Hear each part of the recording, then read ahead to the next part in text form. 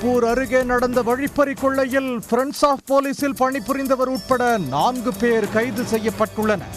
பக்காவாக ஸ்கெட்ச் போட்டு பெண்ணிடம் வழிப்பறியை அரங்கேற்றியவர்கள் சிக்கியது எப்படி?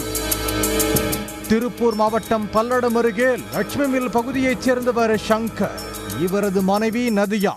இவர் கடந்த 4 ஆண்டுகளாக ஒரு தனியார் நிதி வசூல் மையத்தில் பணியாளராக வேலை செய்து வருகிறார்.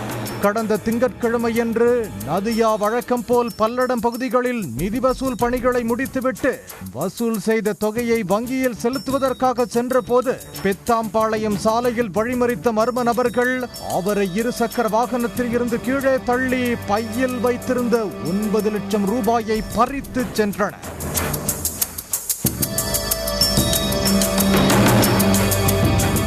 இது குறித்து நதியா பல்லடம் காவல் நிலையத்தில் உடனடியாக புகார் அளித்தார். புகாரின் அடிப்படையில் வழக்கு பதிவு செய்த போலீசார் தீவிர விசாரணையில் ஈடுபட்டனர்.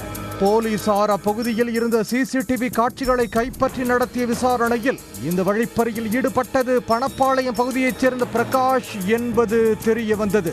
அதனைத் தொடர்ந்து பிரகாஷை காவல் நிலையம் அழைத்து வந்து போலீசார் நடத்திய விசாரணையில் பிரகாஷ் தாராபுரம் சாலை பிரிவு அருகே செல்போன் கடை மற்றும் கூரியர் அலுவலகம் நடத்தி வந்துள்ளார். அதிக அளவில் கடன் பிரச்சனை இருந்துள்ளது. இது குறித்து தனது சகோதரன் பிரவீன்குமாரிடம் தெரிவித்துள்ளார். பிரவீன்குமார் நதியா பணிபுரியும் அதே நிதி வசூல் மையத்தில் சுமார் 2 மாதங்களுக்கு முன்பு வரை வேலை செய்தவர். இதனால் நதியா நிதி வசூல் செய்யும் பணிகளை பற்றிய முழு விவரங்களும் பிரவீன்குமாருக்கு தெரியும். குறிப்பாக சனி மற்றும் ஞாயிற்றுக்கிழமைகளில் வசூலாகும் பணத்தை வங்கியில் செலுத்தாமல் திங்கட்கிழமையன்று 3 நாட்களின் மொத்த தொகையையும் ஒன்றாக சேர்த்து கட்டுவார்கள்.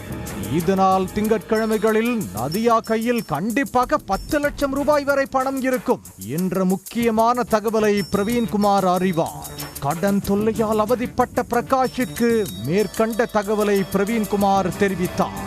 பிரவீன்குமார் கொடுத்த தகவலின் அடிப்படையில் பிரகாஷ் 1 வாரம் நதியாவின் நடமாட்டத்தை கண்காணித்து அவர் வங்கியில் பணம் செலுத்துவதற்காக செல்லும் நேரங்களை துல்லியமாக அறிந்து கொண்டார். பின்னர் இந்த தகவலை தேனியைச் சேர்ந்த தனது நண்பர் லெனின்குமார் என்பவருக்கு தெரிவித்தார்.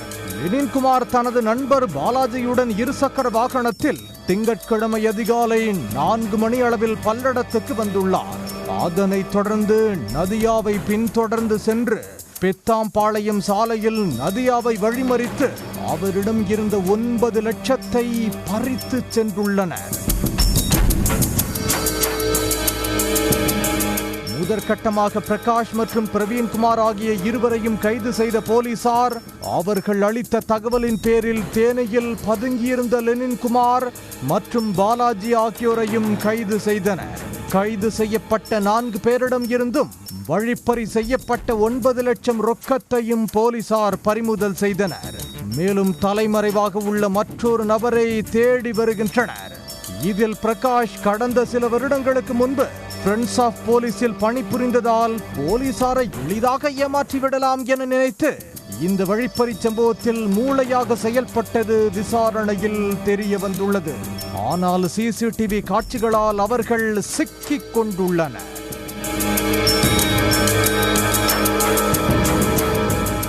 உடனுக்குடன் செய்திகளை தெரிந்து கொள்ள சன் நியூஸ் பெல் ஐகானை கிளிக் பண்ணுங்க.